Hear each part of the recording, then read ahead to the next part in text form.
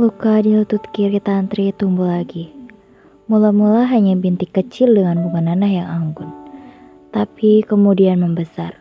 Bintik itu mengembang seperti gunung kecil dengan kawah nanah yang siap meledak jadi borok. Tantri ngari karena luka sekecil apapun yang muncul pada lutut kiri adalah soal amat besar bagi hari-hari yang akan dilewatinya. Bukan hanya hebatnya sakit yang akan dirasakannya, namun lebih karena luka pada lutut kiri akan menyeret ingatannya kepada sebuah gumpalan waktu yang teramat kelam. Waktu yang jika mampir dalam kotak ingatan akan memberi Tantri sebongkar rasa sakit melebihi rasa sakit dari luka paling parah. Gumpalan waktu yang kelam itu memang memberi tanda-tanda akan muncul kembali. Saat luka di lutut kiri Tantri benar-benar jadi borok, Bontoan tiba-tiba pamit dari rumah sambil menjingji. Hulu pedang yang dibalut sarung dari kulit sapi itu sempat diacungkan ke arah langit sebelum diselipkan di bawah jok mobil merah jenis Jeep tanpa atap. Mobil itu pinjaman dari seorang tokoh partai dan Bontoan boleh memiliki seutuhnya jika tokoh itu berhasil menjadi anggota dewan pada pemilu tahun ini. "Kemana, Kak?" tanya Tantri. "Ke Jalan Pahlawan, ada spanduk dan gambar partai dirusak massa," sahut Bontoan dingin. Lelaki itu melompat ke jok depan, menginjak gas dan mobil leset di jalan menuju pusat kota. Belakangan ini lelaki yang sudah 30 tahun hidup bersamanya itu memang seperti preman kampung yang selalu siap membalas dendam. Entah kepada siapa, gelagat itu muncul sejak ia dipecat sebagai satpam di sebuah tempat hiburan malam di Kuta karena berkelahi dengan tamu. Usai dipecat, ia mengancam bekas bosnya dengan todongan pedang. Tapi justru kemudian ia sendiri banyak dikeroyok 10 orang. Belakangan ini diketahui pengeroyok itu anggota ormas yang cukup ditakuti di Bali. Bontoan masuk rumah sakit. Keluar dari rumah sakit, ia masuk penjara. Pengadilan memutuskan ia bersalah membawa senjata tajam dan melakukan pengancaman.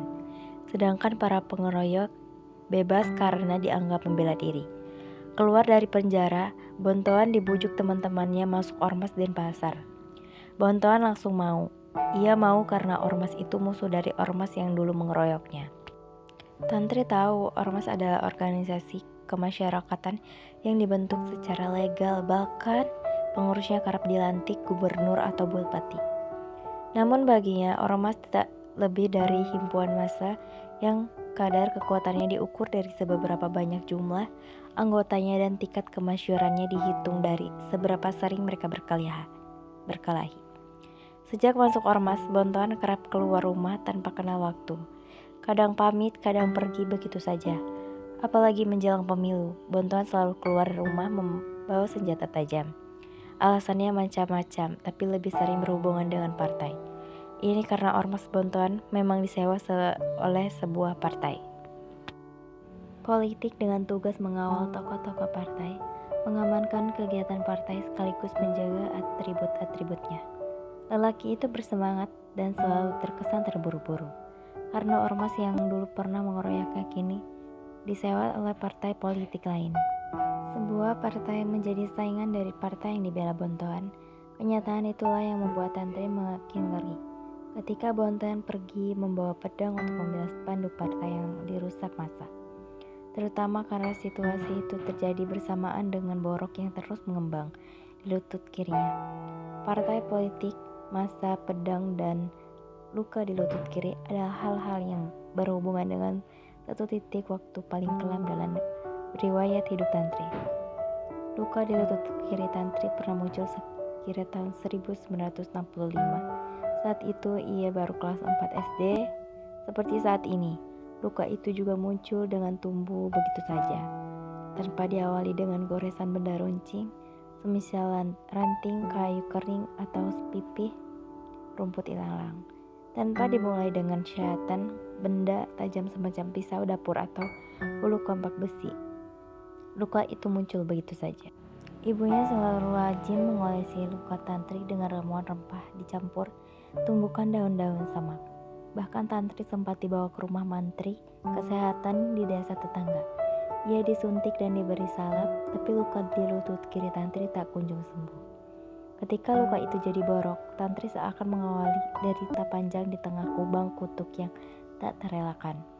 Awalnya ia masih bisa memaksa diri berjalan kaki ke sekolah, menempuh jarak 3 kilometer dengan menyeberangi 2 sungai berbatu, mendaki 3 bukit kecil dan menuruni 3 jurang di tengah-tengah hutan bambu. Meski ia harus menyeret paksa kaki kirinya, namun ia tidak bisa melewati jalan-jalan sulit dengan hati gembira.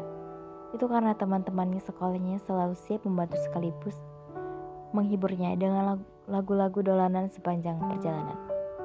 Seminggu berlalu, kaki kiri Tantri tak bisa digerakkan, namun ia tetap ke sekolah.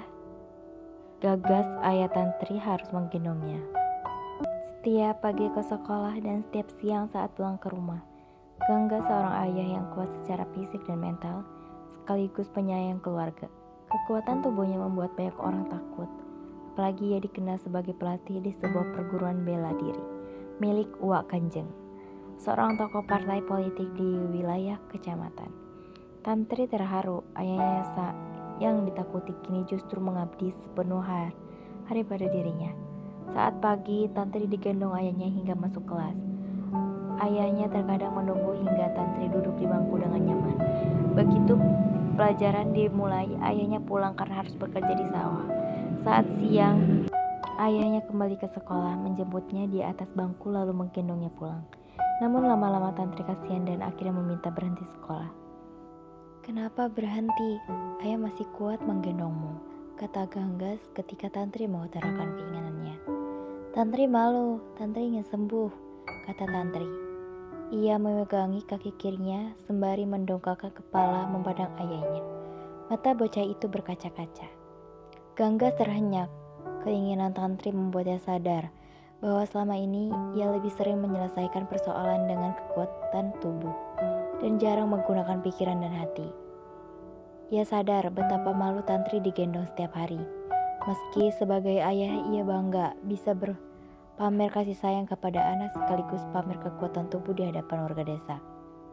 Ganggas kemudian menemui Uwak Kanjeng, tokoh partai yang juga pemilik perguruan bela diri tempat ia menjadi pelatih. Selain memberi uang untuk biaya sewa mobil dan berobat, Uwak Kanjeng juga memberi petunjuk untuk mengantar Tantri ke rumah dokter ahli penyakit kulit di Mewagi. Ganggas mengantar Tantri ke dokter itu, tapi berkali-kali diobati, borok di lutut kiri Tantri tidak juga sembuh. Ganggas datang lagi ke rumah Uwak Kanjeng dengan mudah. Ganggas mendapatkan uang dan ia disarankan mengantar Tantri ke rumah dukun di kaki gunung Batu Karo. Ganggas menurut di rumah dukun itu, Ganggas mendapatkan penjelasan yang susah diterima nalar. Ini bukan luka biasa, luka ini dikirim dengan kekuatan gaib oleh seorang yang iri pada keluarga bapak. Obatnya susah, luka ini bisa sembuh jika dibasuh dengan darah manusia, papar si dukun setelah memeriksa luka Tantri dengan cara aneh. "Darah manusia?" Ganggas kaget. Tantri hanya mendengar. "Ya, itu pun darah manusia yang terluka atau mati tidak wajar," tegas si dukun. Dukun gila, Ganggas menyumpah dalam hati. Tanpa ingin mendengar penjelasan lebih lengkap lagi, Ganggas langsung mengajak Tantri pulang. Di rumah, Tantri melewati hari-hari dengan terbaring saja di kamar. Ibunya tetap rajin mengobati luka Tantri dengan ramuan rempah-rempah dan tumpukan daun semak. Namun borok itu tetap ada. Ganggas putus asa. Ia jarang pulang dan lebih banyak mengurus perguruan bela diri. Saat ia sibuk merekrut murid dari berbagai desa, terjadi konflik politik. Ganggas diburu massa.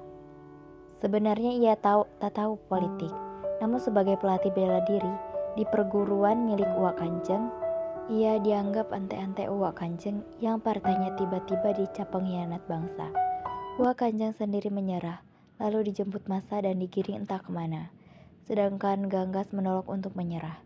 Ketika massa menyerbu perguruan, Ganggas sudah siap dengan pedang di tangan seorang diri. Ia hadapi massa jumlahnya lebih dari 100 orang. Tantri yang terbaring di kamar kemudian mendengar kabar ayahnya terbunuh. Mayatnya diseret massa di jalan. Kepalanya pecah ditumbuk benda tumpul. Darah mengucur deras dan bercera di jalan. Mendengar kabar itu, Tantri terseduh. Ia ingat kata-kata si dukun dan ia membayangkan darah ayahnya. Ketika mayat Ganggas digotong warga desa ke rumahnya, darah segar masih mengalir dari lubang luka di kepala. Tantri sempat bimbang. Namun dengan keluguan seorang bocah, ia meraup darah itu dengan tangan, lalu dibasahkan ke borok di lutut kiri. Maaf ayah, kata Tantri berkali-kali sambil terus menangis. Warga desa termasuk ibu Tantri tak mengerti dan hanya Tantri yang paham tentang apa yang sedang dilakukannya. Sehari setelah mayat Gangga dikubur, borok di lutut kiri Tantri langsung kering dan 3 hari kemudian benar-benar sembuh. Namun Tantri merasakan sesak seakan dipukul rasa bersalah yang tak kunjungnya hingga kini. Kini menjelang pemilu, borok yang muncul di lutut kiri Tantri menyeret kembali ingatan tentang ayahnya. Uwak Kanjeng, dukun di kaki Gunung Batu Karu, partai politik, masa, pedang dan tentu saja darah. Ingat semua itu, ia makin ngeri dan kengerian itu mencapai puncak ketika seorang mengabarkan bahwa Bontohan terbunuh ketika sedang mengamankan atribut partai. Ia dikeroyok massa, mayatnya diseret di jalan, darah mengucur deras dari lubang luka dari kepala. Tantri berusaha menahan tangis, ia memandang borok di lutut kirinya dengan tajam, dan ia membayangkan darah suaminya.